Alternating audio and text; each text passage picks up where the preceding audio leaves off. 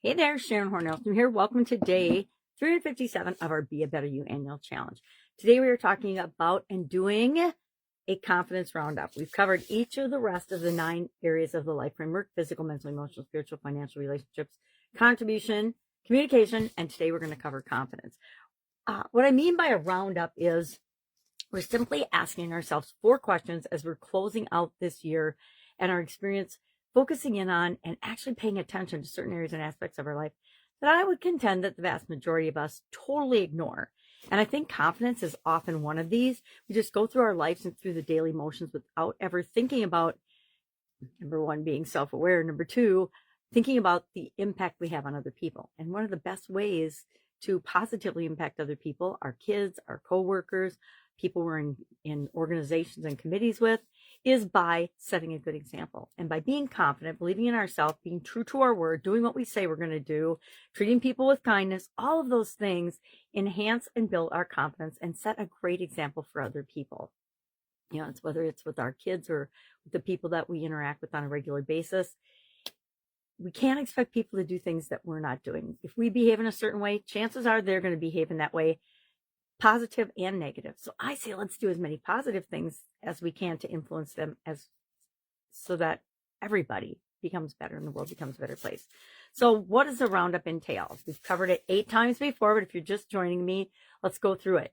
Number 1, what wins did you have with respect to the area of confidence in this past year, 2025?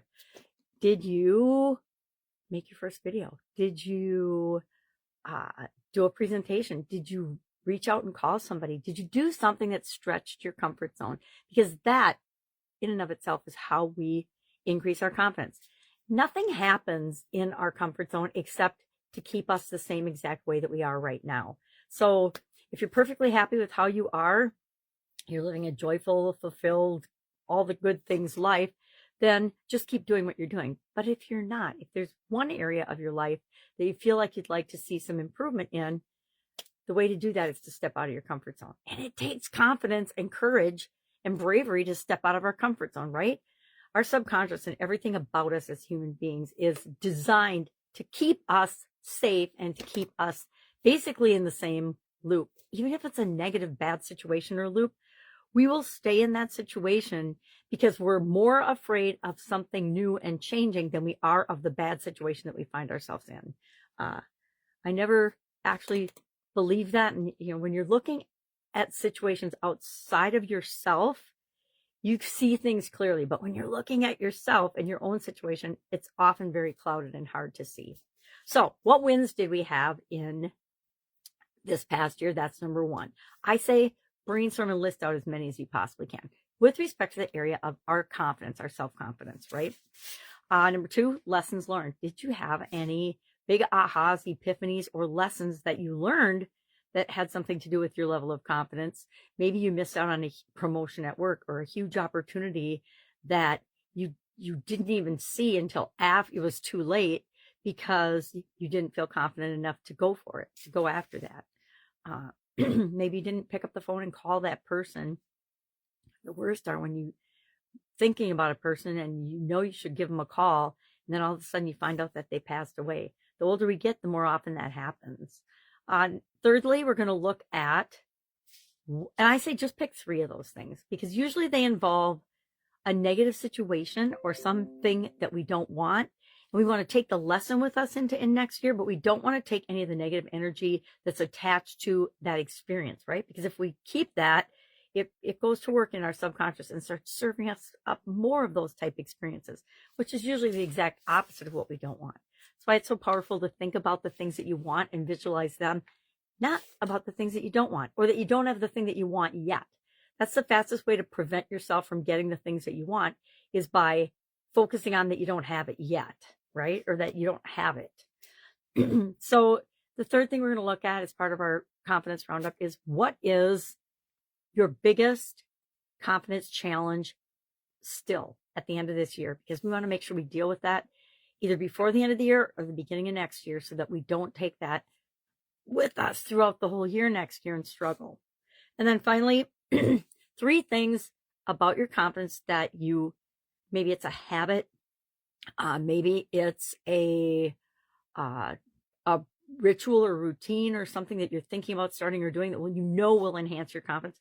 Maybe it's lose 10 pounds. I mean, whatever it is for you, what are 3 things that you want to take from this year into next year to make next year the best possible year it can be for you? So we're going to write all those things down. Why? Because writing them down makes them real. And I did forget to share at the beginning of each year, I rate each area of the life framework, the 9-part life framework, on a scale of 1 to 10. Why? Because it takes something that's really, really subjective. My opinion of how I'm doing in a different area and aspects of my life is entirely subjective.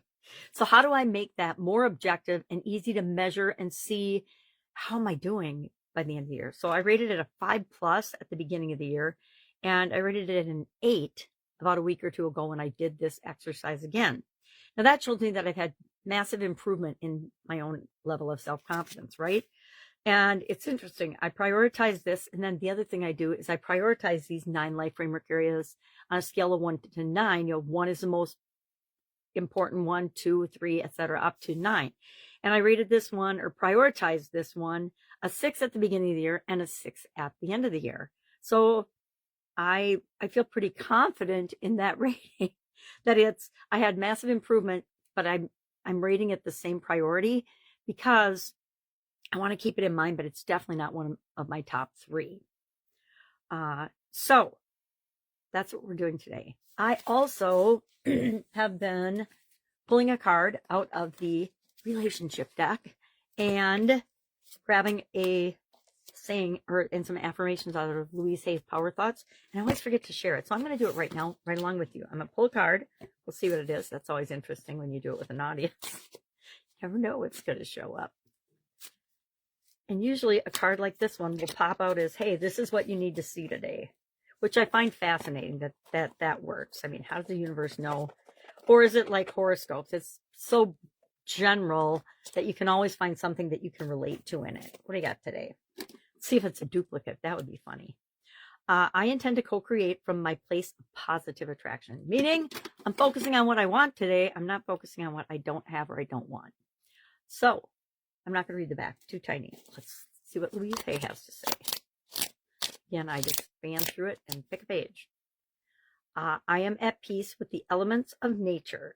There is no good or bad weather. I can choose my individual reaction to it. Oh, so true. And the other one is, I stand in truth and live.